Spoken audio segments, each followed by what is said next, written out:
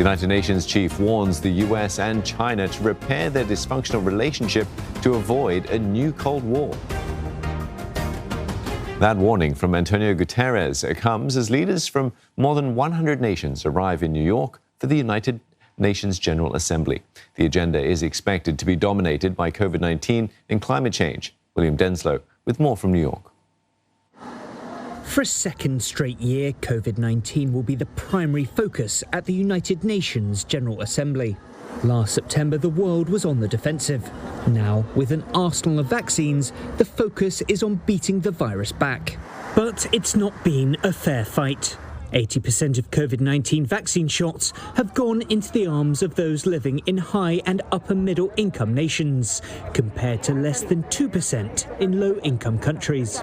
Vaccine inequality is expected to feature prominently during this year's UN General Debate.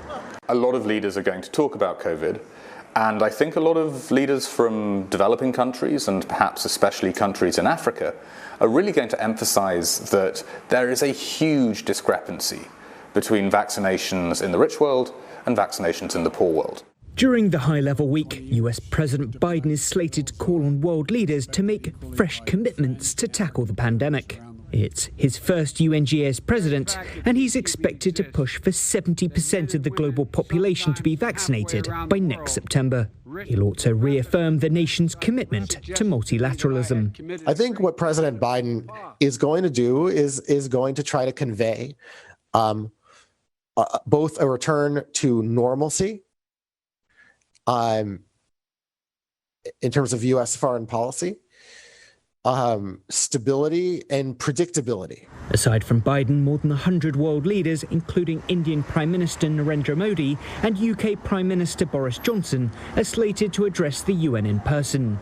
But the pandemic will prevent normalcy returning to the UNGA this year. Last year's events here at the UN were almost entirely virtual, with world leaders addressing the General Assembly remotely. This year, a hybrid model is being adopted, with scaled-back delegations. A number of side events will be virtual, but UN watchers say some in-person events are crucial. Face-to-face encounters really matter, not only from an information security perspective, but just from the ability to reach understanding, to convey nuance.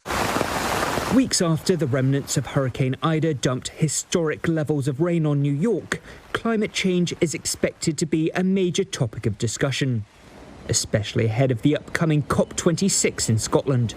I don't think that we're going to see big decisions on climate change at the General Assembly, but we will see countries talking about the need for progress on limiting global warming at another major UN forum, which is coming up in Glasgow in November. The US troop withdrawal from Afghanistan will likely feature prominently at the UNGA this year. But analysts say it's also an opportunity to bring sideline topics like the unrest in Myanmar back into the spotlight. The world body has an extensive to-do list, but the General Assembly's newly appointed president, Abdullah Shahid, says he'll never give up hope that humanity will rise to the occasion. William Denslow, CNA, New York.